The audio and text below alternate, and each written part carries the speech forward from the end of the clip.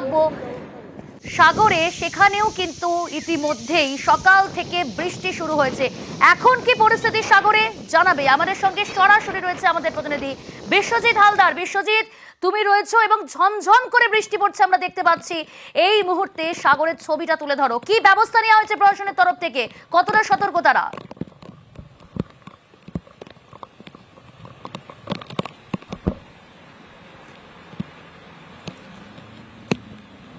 আমরা আবারও যোগাযোগ করার চেষ্টা করছি, তবে যেটা বলছিলাম যে সাগর, সেখানেও কিন্তু সকাল থেকে বৃষ্টি শুরু হয়েছে, একেবারে ঝমঝমিয়ে বৃষ্টি।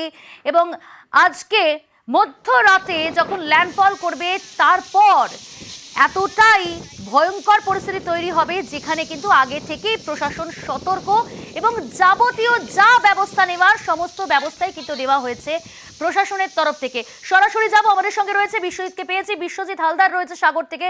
বিশ্বজিৎ, একেবারে ঝমঝমিয়ে বৃষ্টি হচ্ছে, এখন কি পরিস্থিতি এবং প্রশাসন কতটা সতর্ক?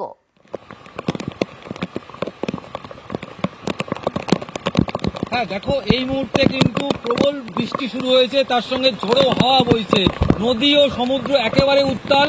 আমরা যখন নদী পার হয়ে কচুবেড়িয়া থেকে যখন সাগরের দিকে আসছিলাম, অর্থাৎ গঙ্গাসাগর দিকে আসছি, রাস্তাঘাট একদম শুনশান। মানুষজন কিন্তু ব্যস্ত হয়ে রয়েছে তাদের ঘরদোর ঠিক করার জন্য, ঘরদোর বাঁধার কাজ চালাচ্ছে। এবং এই মুহূর্তে তুমি দেখতেই পাচ্ছ আমার পিছন দিকটা, বৃষ্টি এবং ঝোড়ো হাওয়া, প্রবলভাবে ঝোড়ো হাওয়া। এবং যে বৃষ্টির কথা বলা হচ্ছিল, যে প্রচুর পরিমাণে বৃষ্টি হবে, সেইটা কিন্তু শুরু হয়ে গিয়েছে। যত বেলা গড়াচ্ছে কিন্তু আরও পরিস্থিতি খারাপের দিকে যাচ্ছে। এবং এই মুহূর্তে গঙ্গাসাগর এবং যে বুড়িগঙ্গা নদী প্রবল জলোচ্ছ্বাস লক্ষ্য করা যাচ্ছে। এবং এখানে যে স্থানীয় মানুষরা তারা যেটা বলছেন যে যেহেতু এই ঝড় রাত্রেবেলা যে ল্যান্ডফল হতে পারে, এবং সেটাই কিন্তু ভয়ের বিষয় হয়ে দাঁড়াচ্ছে। যে ঝড়গুলি আগে হয়েছে তারা দিনের বেলা ল্যান্ডফল করেছিল, কিন্তু এই ঝড়টি যে রাত্রেবেলা ল্যান্ডফল হলে পরে তারা কিন্তু রাত্রেবেলা অন্ধকারে কোথায় যাবেন, কি করবেন, সেটা নিয়ে কিন্তু আতঙ্কিত হয়ে রয়েছে।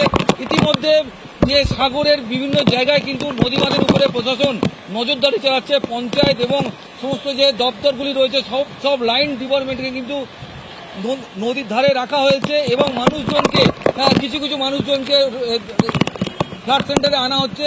ইতিমধ্যে সাগর ব্লক প্রশাসনের তরফ থেকে যেটা জানানো হচ্ছে, এখনো পর্যন্ত সাগরে 2000 মানুষকে কিন্তু ফ্লাড সেন্টারে নিয়ে চলে আসা হয়েছে। অর্থাৎ যে উপকূলীয় এলাকায় যেখানে বাঁধ ভাঙতে পারে, কাঁচা মাটির বাঁধ রয়েছে, সেখান থেকে কিন্তু প্রশাসন সরাসরি কিন্তু এই ফ্লাড সেন্টারগুলোতে কিন্তু মানুষজনকে নিয়ে চলে আসতে শুরু করে দিয়েছে।